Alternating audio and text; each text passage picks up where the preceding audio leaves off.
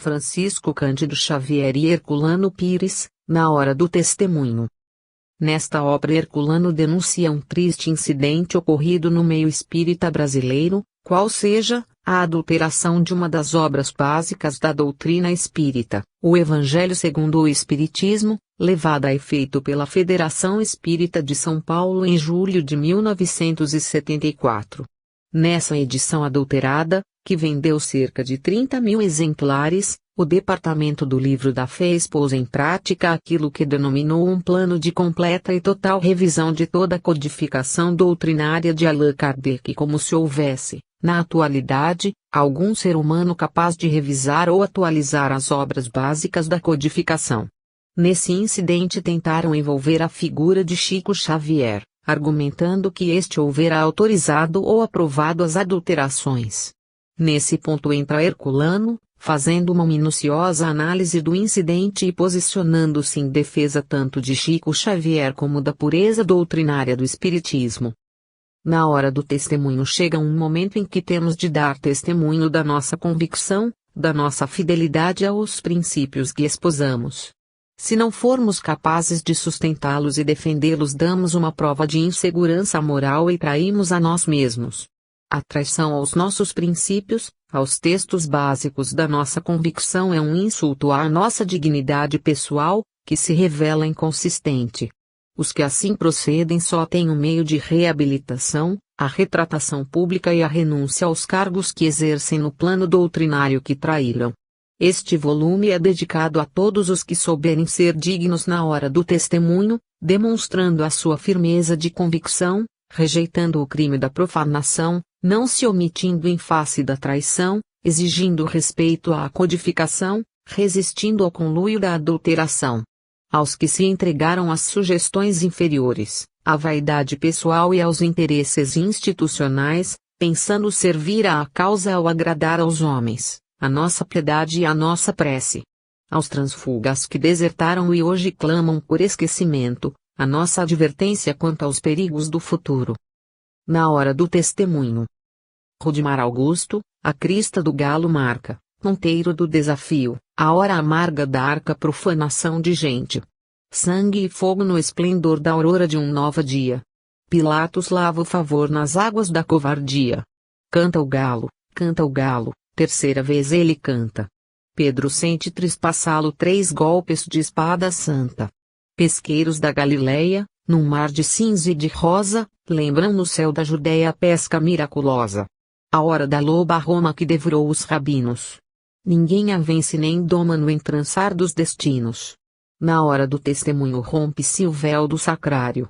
Tremem as mãos sobre o punho de espada do legionário. Na amargura e na modesta noite das agonias, Pedro chora a sua vez e ouvem-se litanias.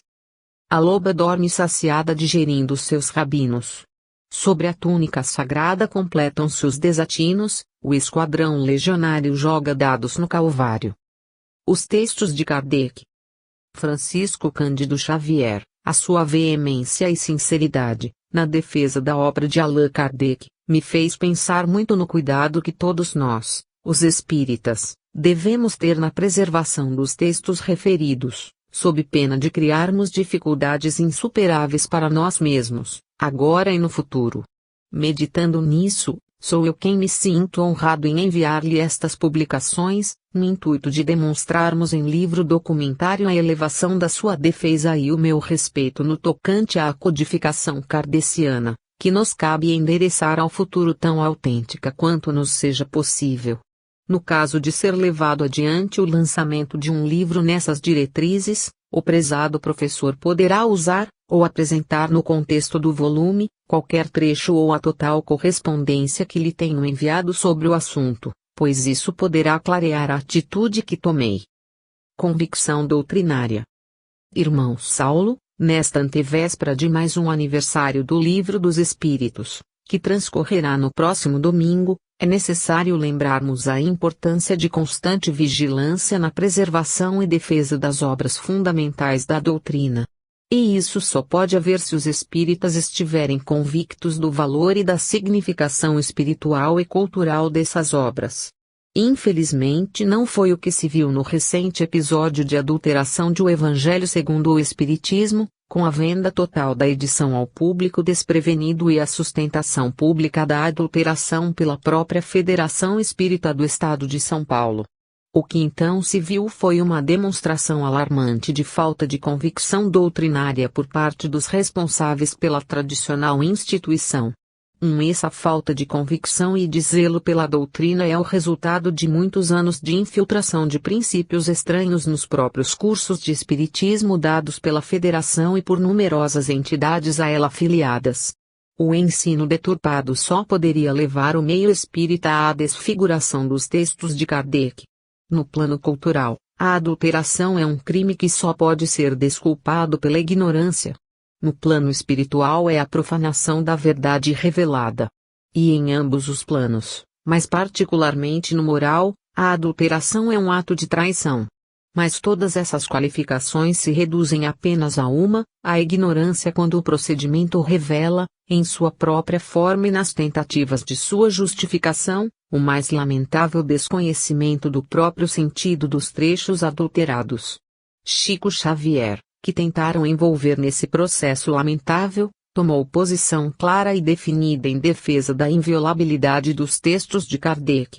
Mas como persistiram os realizadores da façanha em apontá-lo como envolvido, o famoso e querido médium solicitou a publicação de um livro-documentário, a fim de que não se possa, no presente e no futuro, continuar a citá-lo como implicado na questão. Houve também os que reconheceram o erro cometido e se opuseram ao prosseguimento do plano adulterador, que pretendia desfigurar toda a codificação do Espiritismo, segundo documentos oficialmente divulgados.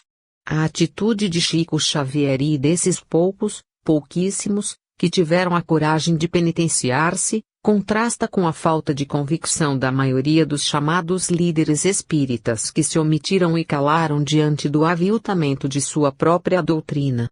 O sintoma evidente de insensibilidade decepcionou todos os espíritas sinceros.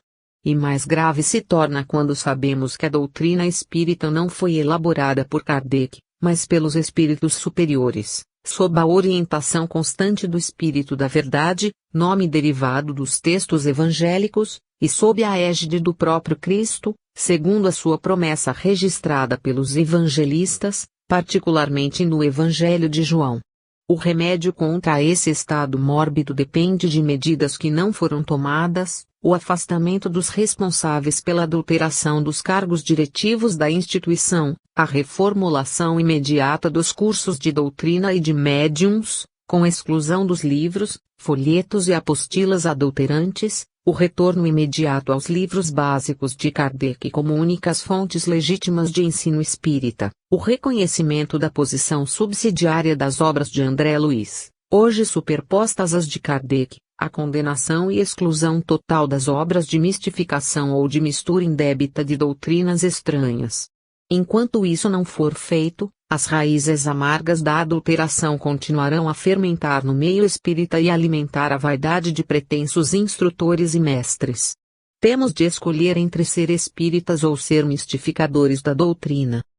Na hora do testemunho. Este é um livro diferente na bibliografia espírita. O testemunho de uma hora amarga, precisamente da hora em que os espíritas brasileiros, muito confiantes na solidez do seu movimento doutrinário, foram chamados a dar testemunho de sua convicção espírita. O desafio não partiu de nenhuma pressão externa, mas do próprio meio espírita. Acostumados a encarar o espiritismo, no seu aspecto religioso, como o cristianismo redivivo, renascido em espírito e verdade, depurado das infiltrações pagãs e judaicas, viram-se de súbito ameaçados de deformações internas, promovidas nos próprios textos fundamentais da doutrina pela Federação Espírita do Estado de São Paulo, até então considerada como a principal guardiã da pureza doutrinária em todo o Brasil. E o que mais assustava era que os elementos incumbidos da renovação dos textos diziam-se autorizados pelo médium Francisco Cândido Xavier, exemplo de fidelidade e dedicação à doutrina. O desafio colhera de surpresa a todos, com o lançamento abrupto de uma edição adulterada de O Evangelho segundo o Espiritismo, de Allan Kardec. A federação autorizaram seu departamento do livro a realizar a façanha. E o departamento tomara as devidas cautelas realizando seus trabalhos entre quatro paredes. Essa técnica anti-espírita desnorteara a todos. O livro surgia de um golpe, como um fato consumado, numa edição de 30.000 exemplares, em parte já vendida antecipadamente a vários centros e grupos espíritas. E trazia duas explicações justificadoras, uma do tradutor, Paulo Alves de Godoy, e outra do departamento do livro, que expunha um plano de completa e total revisão de toda a codificação doutrinária de Allan Kardec. Uma novidade a mais, entre as muitas novidades desta hora de inquietação mundial, seguindo o exemplo das deformações católicas e protestantes das novas edições da Bíblia e dos Evangelhos. Mas alguns espíritas zelosos não aceitaram com bons olhos a novidade. A edição adulterada saíra em julho de 1974. O grupo espírita Cairbar Chutel, de Vila Clementino, denunciou o fato e lançou um movimento de protesto, espalhando por todo o país 5.000 boletins e 40.000 exemplares do tabloide Mensagem, com análise rigorosa e condenação enérgica das modificações do texto. Outros grupos e instituições doutrinárias aderiram a esse movimento de reação e a polêmica extravasou na imprensa e no rádio. A FESP tentou sustentar a sua posição, o Grupo Espírita Emmanuel, de São Bernardo do Campo, colocou-se ao seu lado e afastou abruptamente Herculano Pires da direção do programa No Limiar do Amanhã, da Rádio Mulher. O grupo da Federação ameaçou também tirar-lhe a crônica espírita que há 30 anos mantém no Diário de São Paulo, mas nada conseguiu. A polêmica alastrou-se pelo país, mas apenas alguns líderes espíritas se manifestaram. As federações dos estados enviaram protestos à FESP, mas não foram além disso. A Confederação Espírita Argentina também protestou.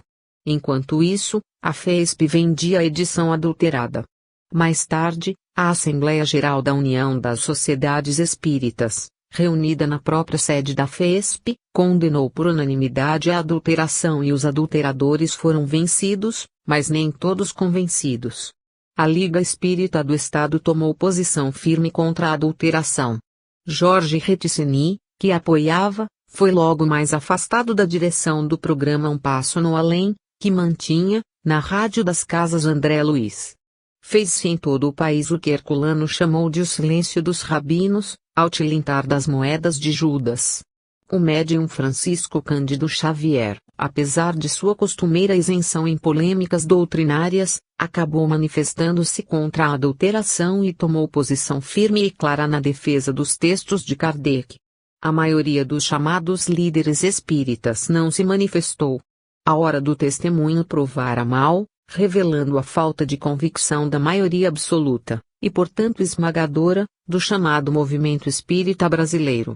Mas os resultados foram se manifestando mais tarde, com um crescente interesse do meio espírita pelas obras de Kardec em edições insuspeitas.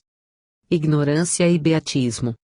A investigação das causas da adulteração revelou a fragilidade do movimento espírita brasileiro, resultante de dois fatores principais, a ignorância e o beatismo. A maioria dos espíritas não estuda a sua doutrina e se entrega a um beatismo igrejeiro. Os cursos doutrinários ministrados pela Federação e outras instituições são orientados por obras escritas por pessoas que pretendem superar Kardec e misturam ideias pessoais de elementos de variadas correntes espiritualistas.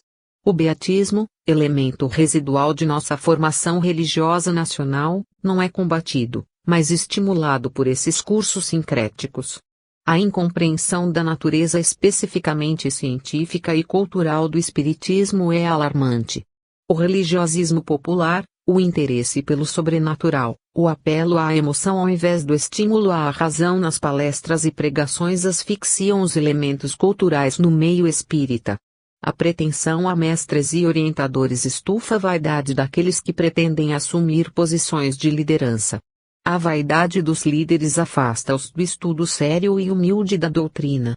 Verificou-se que a adulteração resultou principalmente da falta de compreensão do conceito do bem e do mal no Espiritismo, onde esses conceitos são definidos de maneira clara e precisa. A adulteração, propondo-se a atualizar a linguagem doutrinária, girou em torno de expressões evangélicas e kardecianas não compreendidas, e que foram substituídas por expressões ambíguas. Como o Espiritismo considera o homem essencialmente bom, os reformadores ingênuos resolveram suprimir dos textos qualquer expressão considerada maldosa. Por exemplo, a expressão evangélica "amai aos vossos inimigos", carregada de grande poder expressivo e grande força de comunicação, foi substituída por "amai aos que não vos amam", que é tola e vazia. A expressão espíritos maus foi substituída pela expressão espíritos menos bons, que além de sua flagrante irrealidade anula o conceito de mal, com chocante desatualização e flagrante contradição a princípios doutrinários básicos. Além dessas tolices, que comprometem o rigor e o equilíbrio do texto kardeciano, tornando alheio à realidade existencial evidente, mormente nesta hora de atrocidades sem limites que estamos vivendo, houve a aplicação ao texto de termos científicos inadequados. Os adulteradores mostraram-se ignorantes do princípio doutrinário da bondade inata do homem como potência, bondade a se desenvolver no processo evolutivo, potência do bem a se transformar em ato através das experiências. A adulteração foi uma triste demonstração de ignorância e de beatismo religioso tipicamente anticultural. Esse primarismo, entretanto, abria um precedente perigoso e tinha de ser repelido por todos os espíritas convictos. Nesse passo iríamos à desfiguração total do espiritismo, repetindo todo o processo histórico de deformação do cristianismo, transformado, por ignorância e conveniências imediatistas, num tipo de paganismo idólatra e obscurantista. A importância deste livro está na reação cultural a essas agressões primárias à doutrina, com a reafirmação da virilidade cultural do espiritismo, da limpidez racional dos seus textos, da sua posição de balizador do futuro espiritual do homem, posição essa perfeitamente confirmada pelo avanço científico e cultural do nosso tempo, no esquema preciso apresentado pela doutrina há mais de um século. Por outro lado, este livro mostra a necessidade imperiosa de se recolocar o problema espírita em seus verdadeiros termos, sob pena de agirmos no campo doutrinário como simples macaco em loja de louças. Antes do cantar do galo, J. Herculano Pires. Ser fiel à verdade, saber respeitá-la e fazer-se humilde perante ela são as 3 pedras de tropeço do homem na terra. Podemos conhecer a verdade e proclamá-la, procurar vivê-la e comunicá-la aos outros, mas ter a coragem de sustentá-la nos momentos de crise é quase um privilégio no mundo das vaidades e mentiras terrenas. Por isso os grandes mestres têm sempre de provar a taça de fel do abandono, como Jesus no horto, enfrentando sozinho a vigília da traição, ou no Calvário, suportando no abandono a crucificação. Quase 2 milênios passados, um dos mais lúcidos discípulos do Mestre, no dizer de Emmanuel, suportaria em Paris a solidão dos que amam a verdade e a ela se consagram. A vida de Allan Kardec é o espetáculo da solidão do homem que toca a fimbre da verdade e tem de suportar sozinho as consequências da sua audácia. Quando a estudamos espanta-nos a terrível solidão em que viveu e lutou, compreendendo só ele, inteiramente só, a grandeza da obra que realizava. Teve dezenas de companheiros, centenas de colaboradores, milhares de adeptos. Mas só ele compreendia a doutrina que anunciava ao mundo. À beira da sua tumba, no discurso de exaltação que lhe fazia, Camille Flammarion, discípulo dos mais ardorosos, acusou-o de ter feito obra um tanto pessoal, revelando não haver compreendido o seu sacrifício e a significação da sua obra. Após a sua morte, os que deviam dar continuidade ao seu trabalho se entregaram a disputas bizantinas em torno de questões acessórias. E logo mais surgiram os críticos dos seus ensinos, procurando adaptá-los às conveniências circunstanciais. Em 1925, quando se reuniu em Paris o Congresso Espiritualista Internacional, o próprio Kardec, através de comunicações mediúnicas, teve de forçar Leon Denis, já velho e cego, a sair de Tours, na província, para defender o espiritismo dos enxertos que lhe pretendiam fazer os representantes de várias tendências, com a aceitação ingênua de ilustres mas desprevenidos militantes espíritas.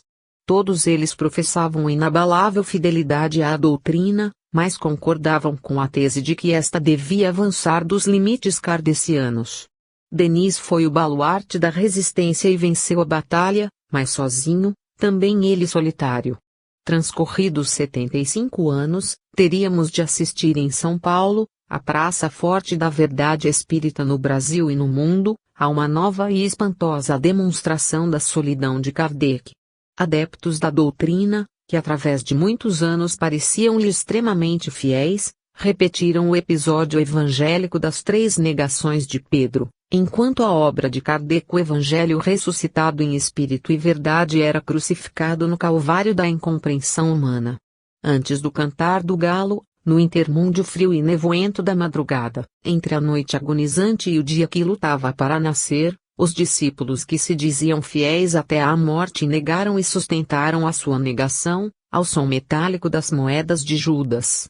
Se não fosse a reação de um pequeno grupo, também solitário e sem forças, pouco a pouco apoiado por outros, a obra de Kardec estaria hoje inteiramente deformada em traduções oficiais da Federação Espírita do Estado de São Paulo. Nada menos de 30.000 exemplares de O Evangelho segundo o Espiritismo foram postos em circulação no meio espírita brasileiro, numa pseudotradução em que se pretendia corrigir expressões da redação original de Kardec, sem o menor respeito pela cultura e o rigor metodológico do mestre. Foram inúteis os apelos em documentos pessoais, cheios de explicações minuciosas dirigidos aos responsáveis pela instituição para que essa edição fraudulenta não fosse posta em circulação. As moedas de Judas soaram mais alto. A instituição preferiu a traição à doutrina ao prejuízo monetário que teria de sofrer para manter-se fiel à verdade. E mais tarde, perante o Congresso Espírita Estadual, que felizmente condenou por unanimidade a adulteração, o presidente da referida instituição vangloriou-se de haver sido esgotada a edição. E o responsável direto pela tradução, em carta dirigida à mesa, acusou o médium Francisco Cândido Xavier de co-responsável pela adulteração, colocando o mesmo na posição de autor intelectual do processo. Explica-se a rejeição do Congresso pela veemência da repercussão dos protestos contra a fraude, que já então ecoavam por todo o Brasil e até mesmo no exterior. Acusaram-nos de violência, de falta de tolerância e de espírito de fraternidade, de provocar um escândalo pernicioso ao bom nome do movimento espírita, mas esqueceram-se da indignação que sempre, em todos os tempos, os crimes contra a verdade desencadearam no mundo. Só os espíritos apáticos, indiferentes ou acomodatícios podem conter o seu ímpeto ante crimes vandálicos dessa espécie. Dóceis criaturas lembraram que podíamos, através de entendimentos prévios e cordiais, impedir a adulteração. Não sabiam, por certo, que o crime havia sido planejado e praticado entre 4 paredes, de maneira que nós, os que o denunciamos, só pudemos fazê-lo quando ele já estava consumado, com a edição adulterada exposta à venda nas livrarias e grande parte já vendida antecipadamente. Só nos restava a denúncia pública e veemente, no cumprimento do dever de advertir o público, livrando os ingênuos do engodo planejado. Decorrido mais de 1 ano dessa ocorrência desastrosa, ainda não é possível avaliar-se o prejuízo causado no meio espírita pela circulação desses 30.000 volumes adulterados da obra básica da religião espírita, num país em que o espiritismo tomou sobretudo uma feição religiosa. O silêncio absoluto da maioria da imprensa espírita e particularmente dos chamados líderes espíritas, em todo o Brasil, provou de sobejo o desconhecimento generalizado da doutrina espírita pelos pseudo-corinféus do espiritismo em nossa terra. Cansamos de receber apelos de tolerância, de fraternidade, de caridade cristã, como se acaso fôssemos os promotores do escândalo, os responsáveis pela situação desastrosa criada no meio doutrinário. A falta de compreensão do valor, da significação, da importância cultural e histórica da obra de Kardec transparecia em todas essas solicitações angustiadas de candidatos à angelitude precoce. Chegou o momento em que o médium Chico Xavier, Apresentado pelos adulteradores como Pedro arrependido, viu-se obrigado a romper o seu silêncio para declarar, em alto e bom som, que não participara do conluio e estava decisivamente contra a deturpação dos textos básicos da doutrina. Essa atitude de Chico Xavier lavou as estrebarias de Aljas, mas até hoje existem criaturas angélicas que não acreditam na sua posição decisiva. Daí a iniciativa dele mesmo, Chico Xavier, como se constata de maneira inegável neste volume, de solicitar-nos a publicação de um livro em que os fatos ficassem bem definidos. O livro aqui está, como salvaguarda do futuro, segundo Chico deseja. Os leitores verão que a posição do médium contrasta com a nossa. Chico se pronuncia como intérprete dos espíritos. Nós falamos por nós, como criaturas humanas indignadas ante a falta de respeito pela obra de Kardec, ante o atrevimento inconcebível dos que aceitaram os alvitres das trevas para corrigir de maneira bastarda os textos puros do Mestre. Não podemos admitir candidamente que os dirigentes de uma instituição até então respeitável, não obstante os seus deslizes doutrinários, tenham sido os promotores desse atentado à doutrina. O dever impostergável de todos eles, consignado nos próprios estatutos da entidade, é o de propagar a doutrina em sua pureza e defendê-la.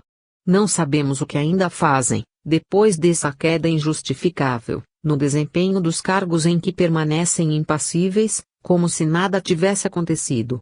Chico Xavier não diria isso, porque os espíritos não interferem nas questões de nossa responsabilidade humana e Chico é um instrumento deles na Terra. Mas nós dizemos, não podemos calar, temos o dever de zelar pela dignidade do movimento doutrinário. Se não mantivermos a ética espírita acima da ética mundana, mas, pelo contrário, a colocarmos abaixo, a pretexto de que no espiritismo o princípio de fraternidade cobre todos os aleijões, estaremos reduzindo a doutrina à condição amoral de uma cobertura para a irresponsabilidade. Os princípios de liberdade, igualdade e fraternidade do espiritismo resultam, como Kardec acentuou, no senso da responsabilidade individual e de grupo, ambos intransferíveis. Aqueles que falharam nos deveres de que foram investidos, a ponto de conspurcarem as obras fundamentais, os alicerces conceptuais da ética espírita, só têm um caminho a seguir, a renúncia aos seus cargos, para que outros mais capazes possam refazer os erros por eles praticados. E, se não entenderem o seu dever nesse sentido, devem ser advertidos pela corporação, sob pena da desmoralização desta. Questão de ética. Sem a observância ativa e vigilante dos princípios éticos que o informam, nenhum movimento cultural pode subsistir, pois estará minado em suas bases pela irresponsabilidade dos adeptos. O que se evidenciou, no caso da adulteração, desta vez de maneira ameaçadora e até mesmo arrasadora, foi o estado de alienação em que caiu a comunidade espírita no tocante às suas responsabilidades doutrinárias. Este não é um problema superficial, que possamos simplesmente ignorar. É um problema da mais alta gravidade para todas as organizações humanas. O que a ética espírita nos ensina é que não devemos confundir o erro com quem o cometeu. Esse é um princípio superior de ética. Perdoamos o autor ou autores do erro, mas não podemos tolerar o erro. Este tem de ser corrigido. E os autores que não revelaram sensibilidade suficiente para se penitenciarem devem ser corrigidos, sob pena de estimularmos o erro e criarmos no meio doutrinário um clima de indignidade geral. Chico Xavier deu-nos uma prova eloquente desse procedimento. Envolvido indebitamente no caso da adulteração, por haver sugerido uma modificação em tradução que lhe parecia embaraçosa, sentiu-se responsável pelo crime e assumiu de pronto a sua responsabilidade total.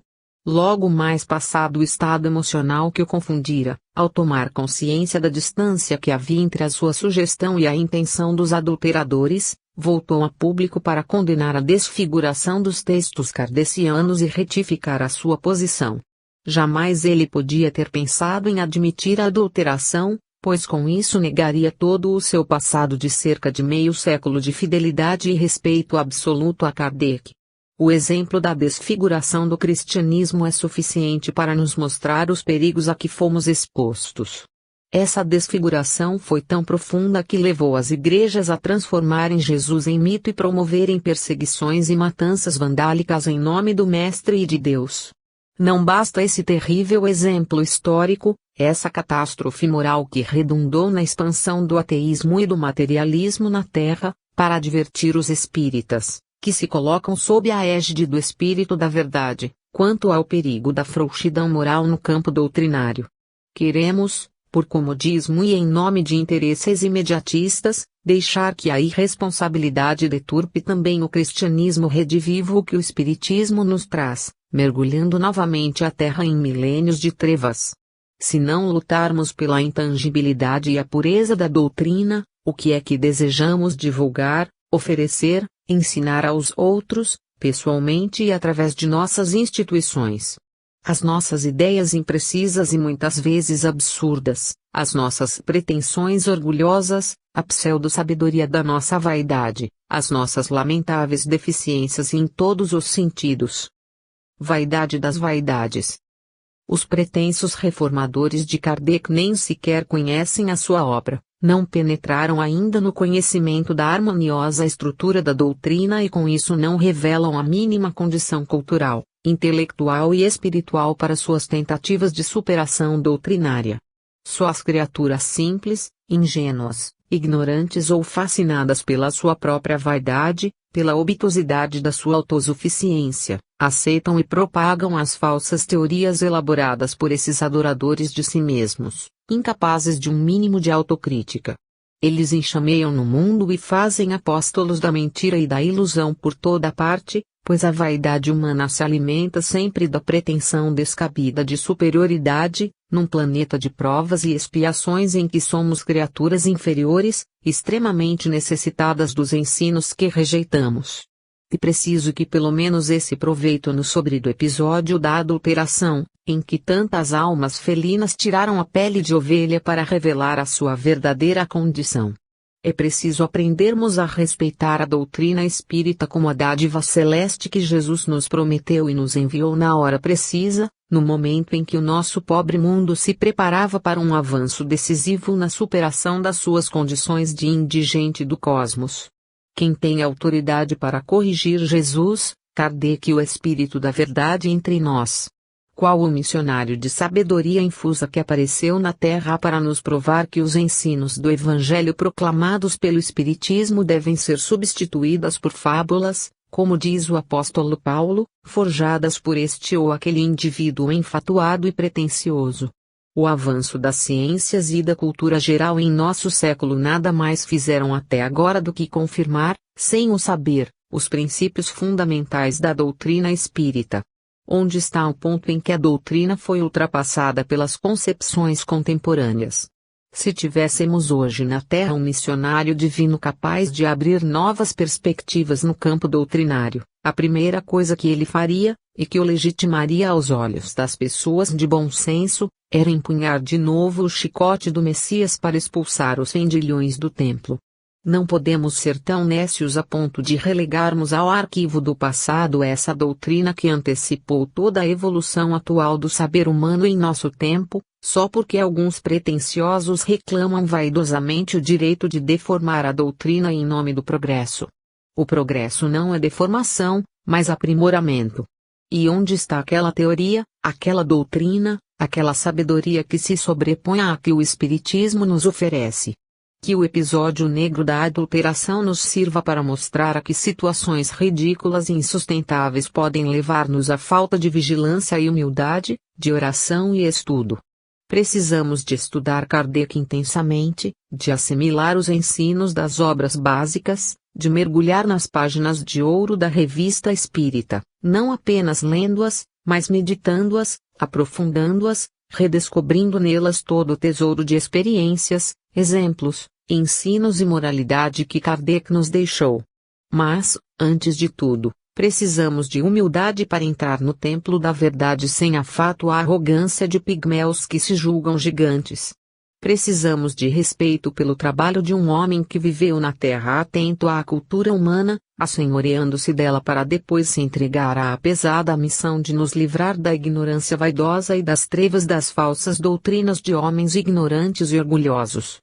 Ao estender as mãos para tocar num livro doutrinário, devemos perguntar a nós mesmos qual é a nossa intenção, o nosso estado íntimo. Porque, se não fizermos isso com respeito e humildade, poderemos cair na armadilha das adulterações, que está sempre aberta aos nossos pés inseguros. E não tenhamos dúvidas de que a omissão, em assuntos de tão profunda gravidade, que se refere ao nosso próprio destino e ao destino do mundo, é crime de cumplicidade. As pessoas, as instituições, as publicações que se omitiram na hora crucial da adulteração incidiram irremediavelmente na participação do crime, inscreveram seus nomes na lista dos omissos. Quem assume responsabilidades de divulgação e orientação no campo doutrinário não pode esconder a cabeça na areia quando a tempestade ruge. Essa imperdoável covardia é sempre assinalada com a marca indelével de Caim. Em qualquer setor das atividades humanas, a fidelidade a normas e princípios é dever indeclinável de todos. Qual o estranho motivo que livraria os espíritas, integrados no mais alto setor dessas atividades, o da propagação e sustentação da verdade, da pesada responsabilidade que falava Leon Denis? Seríamos tolos e simplórios se pensássemos que no Espiritismo estamos de mãos livres, sem a obrigação explícita e o dever inalienável de respeitá-lo e defendê-lo? Embora não tenhamos a intenção de ferir ninguém, sabemos que são duras estas explicações que não são nossas, mas do próprio Cristo, quando lembrou aos fariseus que o fato de saber a verdade os condenava, porque em seu lugar ensinavam e sustentavam a mentira. Fomos acusados de intransigentes. Pode alguém transigir com o erro sem dele participar? Fomos acusados de ortodoxos. Mas ortodoxia quer dizer doutrina certa, e a heterodoxia, largamente pregada em nosso meio em nome de uma falsa tolerância, quer dizer mistura de doutrinas, confusão de princípios, colcha de retalhos. Não nos julgamos puros nem santos e muito menos sábios. Todos nós, que nos reunimos para repelir a adulteração, só tivemos em vista a pureza, a santidade e a sabedoria da doutrina que professamos. Somos apenas fiéis, conscientes de nossas responsabilidades doutrinárias e contrários a todas as formas de aviltamento do espiritismo. E isso por quê? Porque a doutrina espírita é o código do futuro, elaborada para melhorar o homem e o mundo. Não nasceu da cabeça de um homem, de uma corporação científica ou de uma escala filosófica, e muito menos de um colégio de teólogos, mas da realidade natural dos fatos, dos fenômenos rejeitados pelos materialistas mas hoje aceitos e integrados por eles mesmos na realidade científica mais avançada. Não se constitui de preceitos, normas, dogmas, axiomas, mas de princípios ou leis que se impuseram à pesquisa científica mais rigorosa, de laboratório e de campo. Essas pesquisas não são apenas as de Kardec, mas as realizadas por cientistas eminentes nos meios universitários de todo o mundo, em geral iniciadas com o propósito de negar as conclusões de Kardec, mas sempre confirmando-as. Trata-se, pois, de um patrimônio cultural que se formou na sequência do desenvolvimento da cultura, bem enquadrada na história e na teoria do conhecimento. Podemos mesmo dizer que as conclusões da doutrina espírita não são postulados, mas fatos. São os fatos, sempre à disposição dos que pretenderem revisá-los, negá-los ou mesmo contraditá-los, que constituem a base do espiritismo.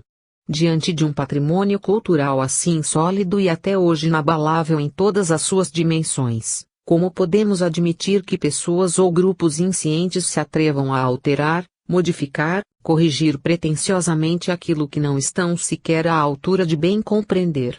Essa justificativa legítima da nossa indignação ante o atentado inqualificável da adulteração que se pretendia realizar, abrangendo toda a estrutura doutrinária. Precisávamos não ter convicção, nem certeza do que admitimos, para aceitar de espinha curvada as pretensões alucinadas desta ou daquela instituição doutrinária. Nem Jesus agiu com mansidão ante a petulância dos fariseus vaidosos.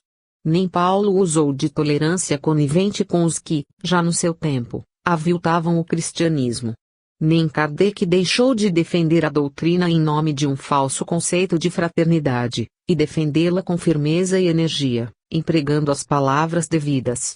As sensitivas que murcham ao ser tocadas não são flores do jardim espírita. Porque o espiritismo requer virilidade e franqueza dos seus adeptos, o sim, sim e não, não do evangelho, para impor-se neste mundo de ambiguidades e comodismos. Aqui está, pois, o livro que faltava em nossa bibliografia espírita sobre o caso da adulteração. Não é um livro de ódio ou ressentimento, mas de lealdade e amor. O amor não é capa de ilusões, não deve acocar o erro, mas defender e sustentar a verdade, custe o que custar, para o bem de todos, adversários e companheiros. Amor e verdade são as duas faces de Deus, que conformam o rosto divino aos olhos dos que sabem e podem encará-lo. Chico Xavier pede um livro. Crônicas da Hora Amarga, J. Herculano Pires. Chico Xavier, que nos deu tantos livros, envia-nos de Uberaba um pedido angustioso. Quer que publiquemos um livro sobre o caso da adulteração, autorizando-nos a transcrever nesse volume as mensagens psicográficas que recebeu e foram por nós publicadas, com os comentários habituais, na sessão conjunta que mantemos no Diário de São Paulo. Faz mais, manda-nos ele mesmo o recorte dessas publicações, que retirara de um volume a sair em que os agraciados com os seus direitos autorais certamente não se sentiriam bem. A piedade do médium revela-se de maneira espantosa nesse gesto. Não nega os direitos à instituição, mas retira dos originais mediúnicos as peças incômodas e as envia às nossas mãos, que não se queimarão com elas. As mensagens e crônicas que o leitor encontrará nesta parte do livro foram publicadas na fase de amargas decepções, em que nos víamos obrigados, por dever de ofício e de consciência, a lutar contra os desvios de antigos companheiros.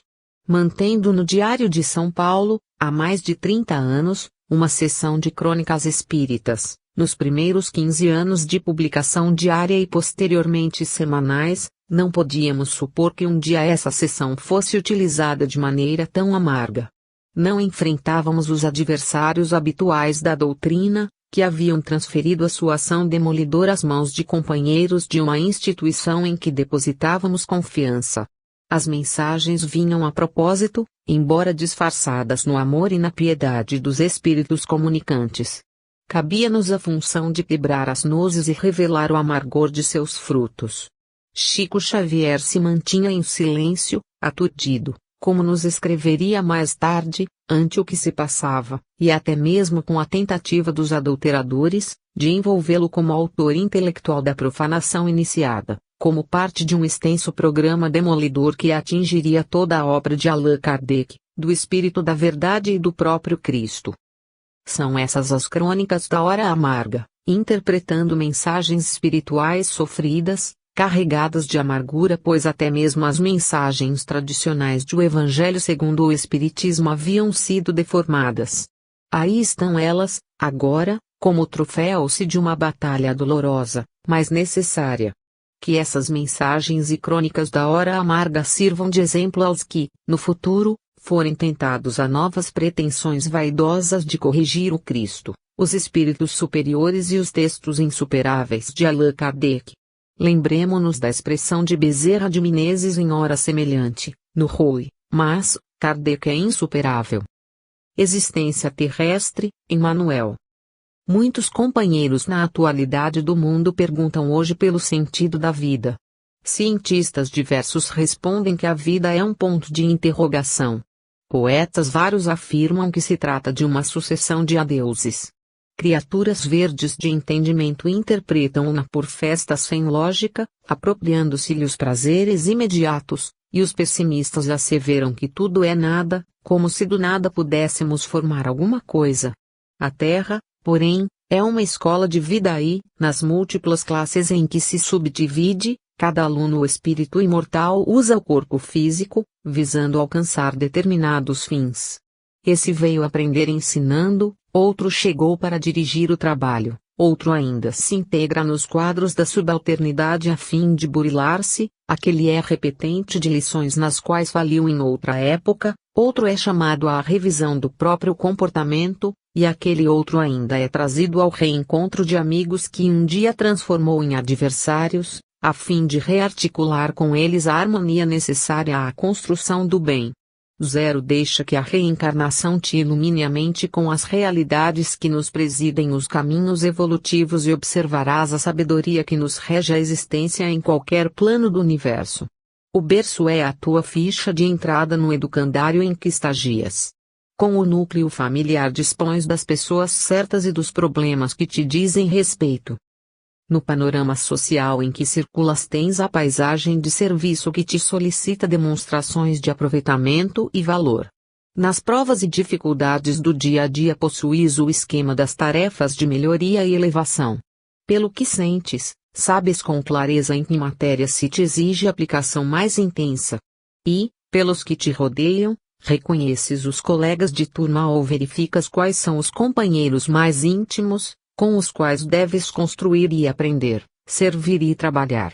0 Pensa na existência terrestre como sendo a vida educativa, dentro da vida imperecível e, através dos obstáculos do cotidiano, perceberás que te vês em temporário curso de aprendizagem, enquanto que os astros, na tela cósmica, te farão sentir que, se te matriculaste na escola da experiência humana, estás igualmente no caminho de regresso ao lar maior, onde te esperam as luzes do eterno alvorecer.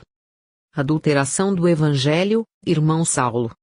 Acaba de ocorrer um fato espantoso, que só podemos explicar nos termos da mensagem de Emmanuel sobre a existência terrestre, perfeitamente de acordo com os princípios doutrinários.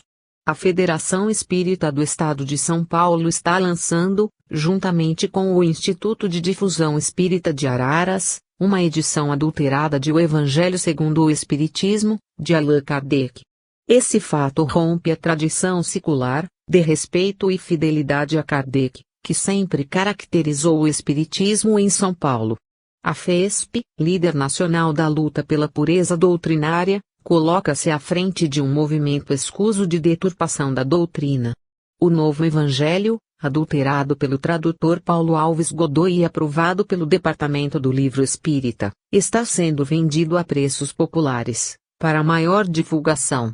Não há explicação possível para esse fato, fora da doutrina da reencarnação. Paulo Alves Godoy tem sido fiel à doutrina. O que o levou a mudar subitamente de rumo? Sugestões espirituais, segundo alega. De onde vêm essas sugestões?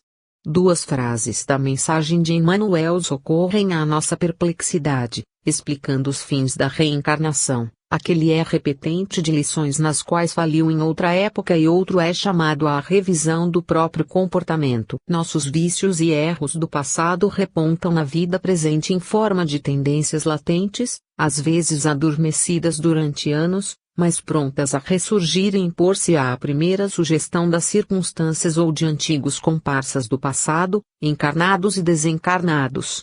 Todos estamos sujeitos a essas dolorosas surpresas e por isso o Cristo nos recomendou vigiar e orar constantemente.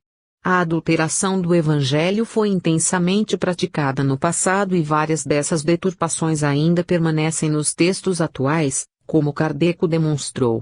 Ninguém está livre de haver pertencido às equipes de adulteradores, tendo hoje de enfrentar novamente a tentação antiga para superá-la e corrigir-se. É essa a oportunidade de revisão do comportamento a que alude Emmanuel.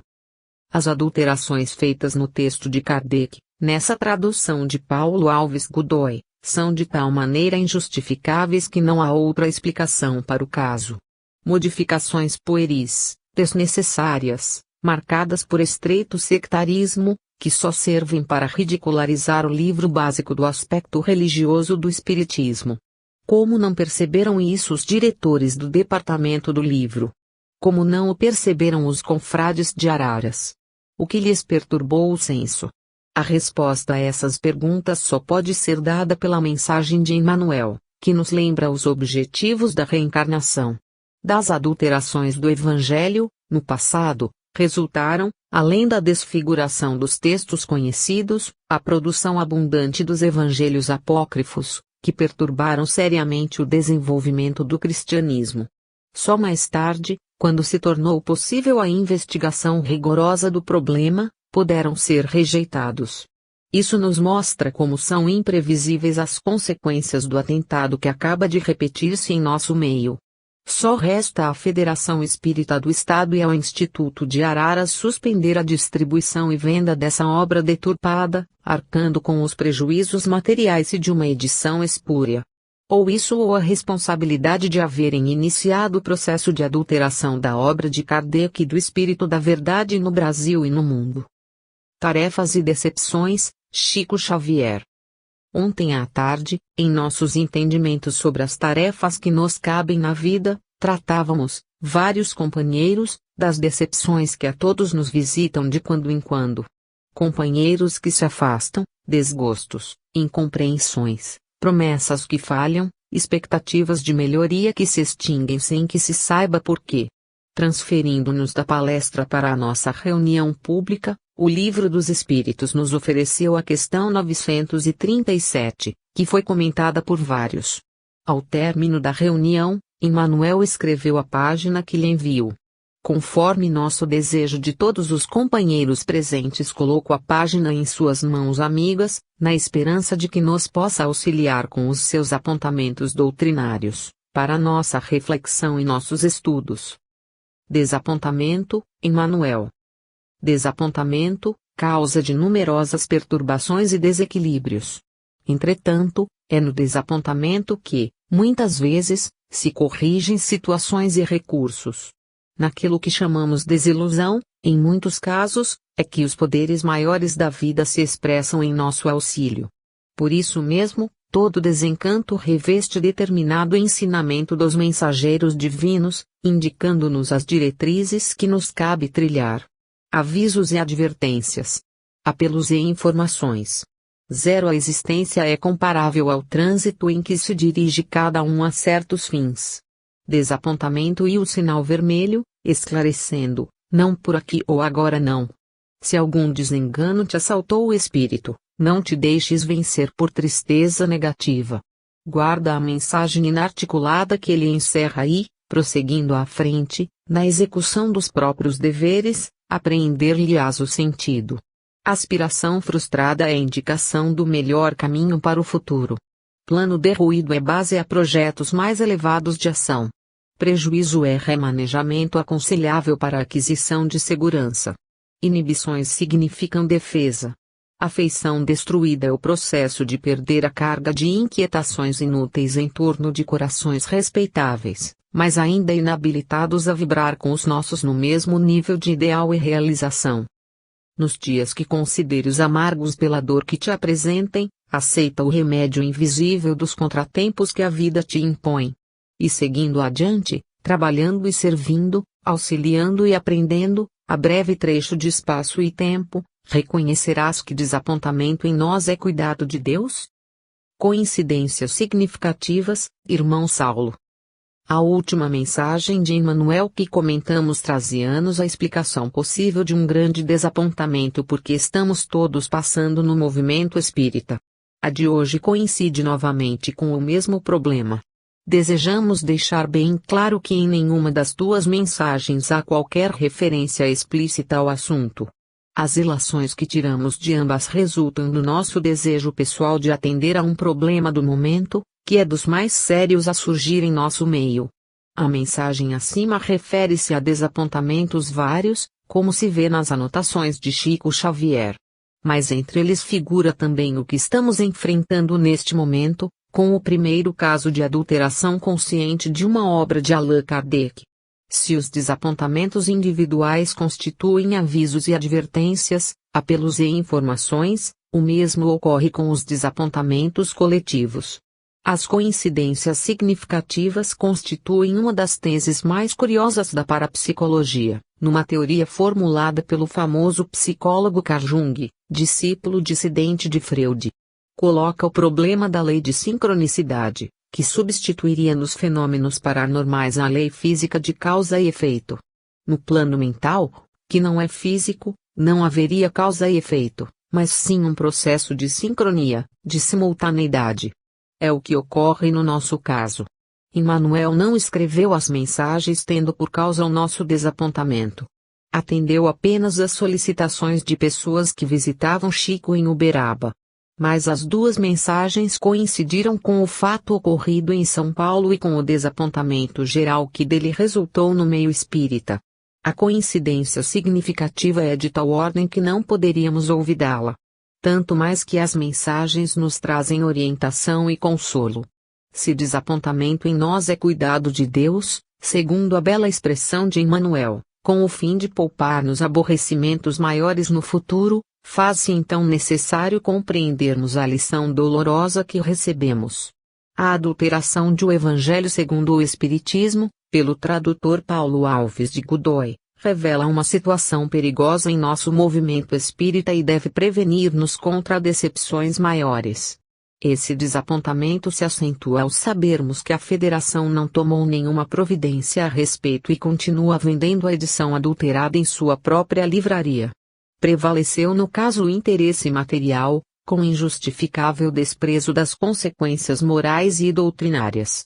Com isso, o processo de adulteração das obras fundamentais foi desencadeado por uma instituição respeitável e por um companheiro que até agora se portara demonstrando zelo e respeito pela doutrina. Em todos os casos de desapontamento há também esse perigo, o de negligenciarmos a lição recebida, não atendendo ao cuidado de Deus para conosco. Em torno da codificação, Chico Xavier. Reconheço-me com o dever de estar a serviço do nosso Emmanuel, mas isso não me impede de respeitar e admirar todos os trabalhos que visem a preservar a obra de Allan Kardec. De minha parte, faço votos para que os confrades reconheçam a nossa necessidade de mais ampla união em torno da obra em si e nos ajudem todos com a integração de todos em torno da codificação kardeciana, acima de tudo. Quanto ao mais, continuemos firmes em ação da obra kardeciana, porque, em verdade, sem ela perderíamos a luz para o raciocínio, aquela que ele nos acendeu no espírito para aprendermos a discutir. É um mundo de serviço a fazer, um mundo a edificar, com a educação e a reeducação na base de tudo. Creio que tudo devemos realizar para não cairmos no obscurantismo e nas atitudes fanáticas. Codificação acima de tudo, irmão Saulo. Quando Chico Xavier nos enviou a carta de que extraímos o trecho acima, esse trecho pareceu-nos uma simples reafirmação de tudo quanto, na sua vasta obra psicográfica, desde os primeiros livros até os derradeiros, o médium e os espíritos comunicantes, particularmente Emmanuel, sempre sustentaram. Mas hoje somos levados a considerar que a intuição mediúnica de Chico Xavier, sempre tão aguda e segura, já antevia possíveis deturpações da obra de Kardec. E isso em São Paulo, a que ocorre no momento com a adulteração do Evangelho segundo o Espiritismo. Muitos confrades gostariam de ouvir uma opinião de Chico Xavier sobre a referida adulteração, esquecendo-se de que essa opinião já foi expressa pelo médium centenas de vezes, não só através de seus livros, como através de entrevistas a jornais, revistas, rádios e televisões. Uma posição assim firmada, ao longo de 40 anos de trabalho mediúnico, não poderia ser abalada subitamente por qualquer espécie de conveniência circunstancial.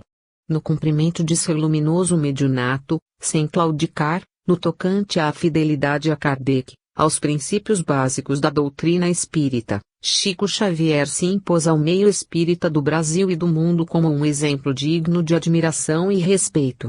Quando certos confrades começaram a proclamar que os livros de Emmanuel e André Luiz constituíam uma reforma doutrinária, esses dois espíritos, seguidos por Bezerra de Menezes e outros luminares da espiritualidade, começaram a transmitir mensagens de valorização da obra de Kardec. Emmanuel, ante o aparecimento de correntes chamadas de Emmanuelistas e André Luizistas, chegou mesmo a transmitir uma série de livros correspondentes a cada uma das obras da codificação comentando os trechos fundamentais dessas obras. Chico Xavier jamais pretendeu sobrepor-se a Kardec, jamais se alistou entre os reformistas e superadores do codificador. Nem mesmo aceitou, em tempo algum, que o considerassem como um líder espírita. Manteve-se sempre na sua posição de médium, de intermediário dos espíritos, considerando-se humilde servidor do espiritismo. A carta da qual destacamos esse trecho decisivo nos foi dirigida por ele a 8 de junho do ano passado. Não achamos necessário divulgar essa nova profissão de fé kardeciana.